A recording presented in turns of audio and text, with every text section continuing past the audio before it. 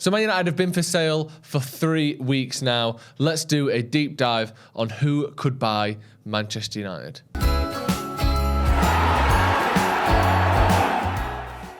Hello and welcome to Stretford Paddock. Today we are going to be going through every single piece of news on the takeover of Manchester United. Now, Laurie Whitwell has done a phenomenal article in The Athletic with the help of some other journalists there as well, going through exactly what is happening at Manchester United, who's going to buy the club, who can afford to buy the club, and whether we are currently seeing a few smoke screens, a few red herrings, exactly why the Glazers are selling and what we can expect from this sale.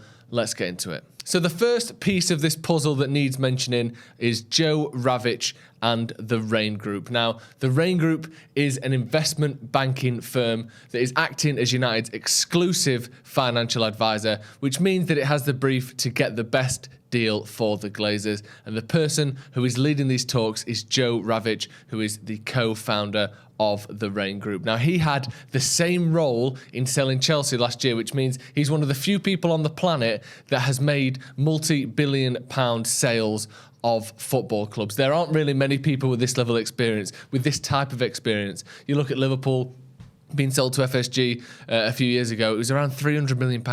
The numbers we are talking here are 10 or 20 times what Liverpool was sold for only a few years ago. So there aren't many people, like I said, on the planet who have much experience selling a football club for billions of pounds. In fact, not only has there been no other billion-pound football club sales, Manchester United in 2005 is still the second highest fee paid for a football club at over £700 million. So this is really uncharted territory when it comes to sales.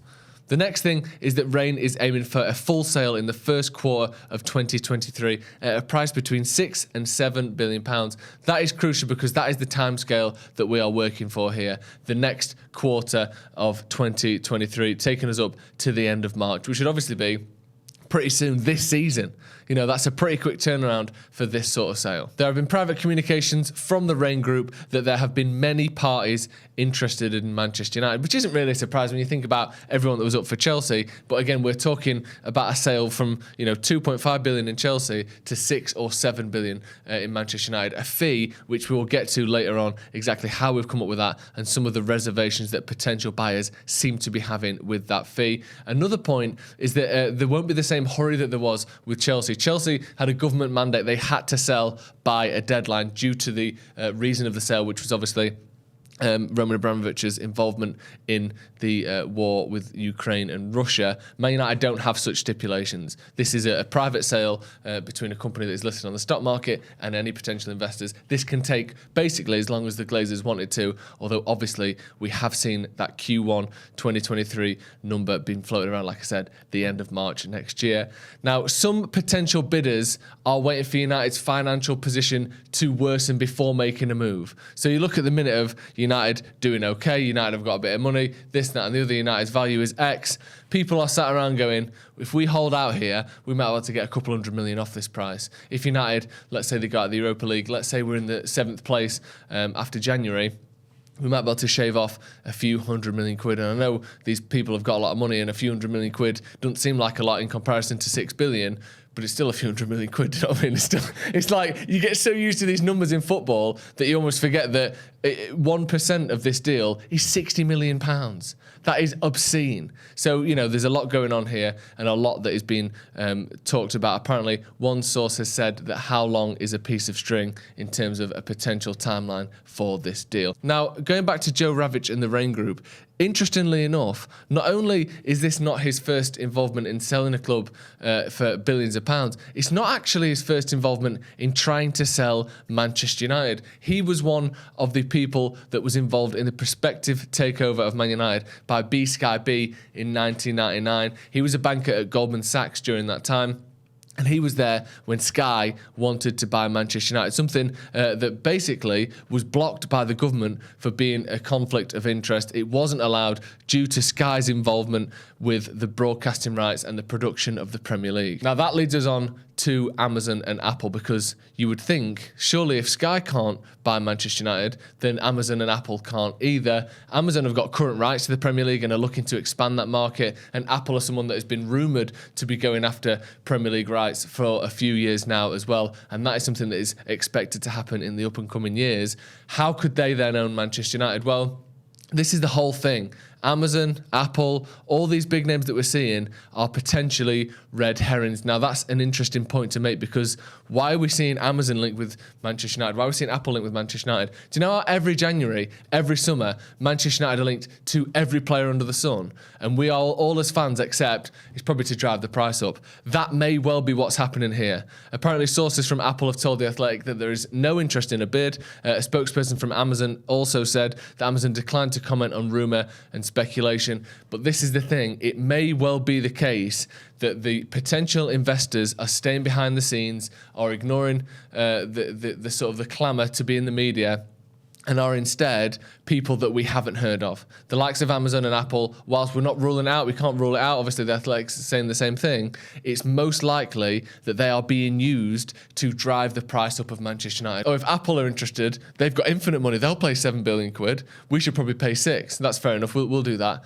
I think that is what is being done here. It's not necessarily a case that United are going to be owned by Jeff Bezos anytime soon. It is much more likely that those names are being put in there to drive up the price. Now, the next place to look for a potential buyer of Manchester United is in India. Mukesh Ambani, who is an Indian businessman and according to Forbes is the 10th richest person in the world with a 90 billion net worth. He has proposed making a shift into football by experts, apparently. And Simon Chadwick, who is the professor of sport and geopolitical economy at the Schema Business School, has said there is an increasing appetite in India for non-cricket investment in sport. This links to India's digital and entertainment economy. City Football Group invested in Mumbai, and Mumbai is the digital, entertainment and financial capital of India. If you look at some of the things Abu Dhabi's wealth fund is investing in, they have invested in digital startups in Mumbai. There is a sense that India could be the next great frontier. We've already had China, and now we have Saudi Arabia. However, apparently, Abani's son Akash is a big Arsenal fan. So that may well ruin any potential takeover there from the 10th richest man in the world. But that point there about non-cricket investment and increased appetite for that sort of thing from India makes massive sense to me for Manchester United. It's a country that is up and coming, that has got masses of wealth, masses of wealthy people in India, and an investor from that part of the world could definitely make sense. Now, where are we up to with this in terms of talks? Well, the key point is that there are currently no serious talks, apparently. Now, that means there is still a decent pool of people. However, the price is being looked at as slightly too high.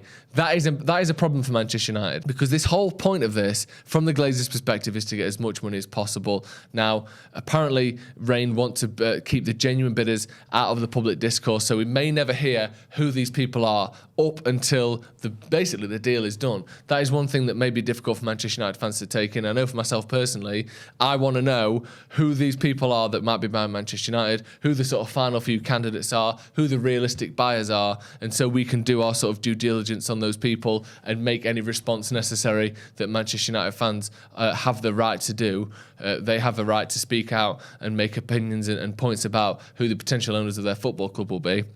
However, it's looking like that may not necessarily happen. Erwin Kishner, who is the co-chair of the sports law group with New York firm Herrick Feinstein, he's worked on various sporting projects and mergers in the past, including a joint venture between baseball's New York Yankees and Manchester City, and he has the view from the American side of things. He says that United is a very marketable, enticing potential investment for the right owner, not least its storied history and ability to generate a fan base. This is a crown jewel for a lot of folks, and they'll be very interested in trying to obtain. It will come down to questions of valuation. Raine will handle this in a very professional way, and they will try to maximize the sterling, dollar and euro for this asset. Typically, you'll get a dozen or so declarations of interest, maybe more. They'll whittle them down to a handful or less, and make each of them think the other guy or girl is going higher. As far as disclosing names, you'll often do that as part of the strategy to drive the value. That is exactly what we were saying before about the likes of Amazon, about the likes of Apple. Even Jim Ratcliffe, who may well be interested, has declared himself interested. Such a front runner, such an early name being put out in the public domain can sometimes, like we said before, be a little bit of a red herring, although hopefully not in that case. So the next question is, why have the Glazers decided to sell now? Well, basically, Joel and Avram's inability to buy out the 4 other siblings. That is a crucial point that has sort of gone under the radar a little bit in all of this. But they've basically been trying to buy Edward, Kevin, Brian, and Darcy out of their shares. Now, it's a little bit technical, a little bit sort of detailed on exactly who owns which of the shares. But basically, Avram and Joel own the most, and they wanted to buy out the rest from the other siblings, but they didn't have enough money to do that. So they got in Apollo, who are a private equity firm, to try to help them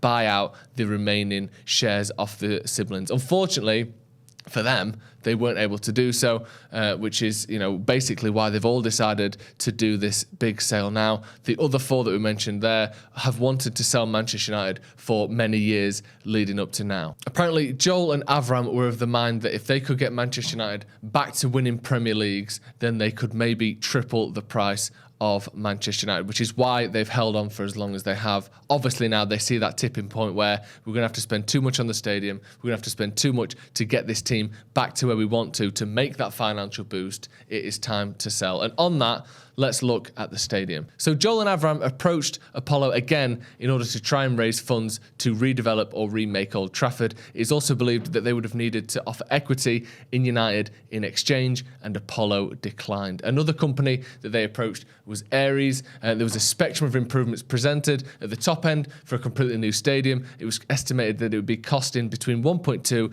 and 1.6 billion, which put off Joel and Avram. Surprise, surprise. However, the momentum remained, and Joel and United chief Richard Arnold gave detailed feedback geared towards the rebuild of the current stadium while respecting its heritage and tradition, something that fans have made sure is present in conversations. However, a prospective takeover naturally puts these redevelopments of Old Trafford on hold. Another thing to look at is Manchester United's alarming quarterly results. The debt is looking at over £1 billion, which is made up of 580 million in gross debt, a lot of that from that leverage buyout in 2005, another 200 million in the revolving credit facility, which was used to make signings in the last transfer window, and another 250 million pound net owed on transfers. Now, that doesn't even take into account the weakening of the dollar, and obviously Manchester United is on the New York Stock Exchange, which would again decrease that overall pocket boost for the Glazers. That is something that they care about, obviously a lot more than Manchester United fans. Now, who could buy Manchester United? Obviously, we've gone through some of the potential candidates today, but that pool decreases massively when you're looking at a £6 to £7 billion asking price. Jim Ratcliffe couldn't afford that on his own. He has alluded in the past that he may have to go with some sort of consortium when speaking to the Financial Times. That would be one possible option. Erwin Kishner expects American investors to be interested. A lot of the same individuals that wanted to buy Chelsea may well look at Manchester United now. A consortium led by Stephen Pagliuca, who is the part owner of the Boston Celtics and Atalanta over in the Serie A. That could be one option. And another group made up of Sir Martin Broughton, the former Liverpool and British Airways chairman, plus billionaire Crystal Palace shareholders Dave Blitzer and Josh Harris also made bids for Chelsea, which may mean they will be interested in Manchester United. Now, the club's value is obviously a talking point, and Andrea Sartori, who is the Football Benchmark founder and chief exec, said the gap between the rumoured transaction price and the theoretical value of Manchester United appears enormous. Apparently, according to Football Benchmark, they reveal that Manchester United's worth is around 2.45 billion, which is only second to Real Madrid at 2.679. That is a huge 5 to 6 billion pound jump that someone is going to have to make. Someone is going to have to change the theoretical value of Manchester United and upgrade it by 4 or 5 billion pounds in order to buy the club. That is going to be difficult, and there's only very, very few people in the world that can afford to do that. Right, that's going to be all from us. Let us know your thoughts in the comments. That is the latest on Manchester United's takeover. We are looking at a potential red herring fest in Apple and Amazon. We're looking at potential investment from India, America, and the UK as well. Who do you want to own Manchester United, and how do you think this will go down? Make sure you hit subscribe to the channel if you haven't already, and we'll see you in a bit.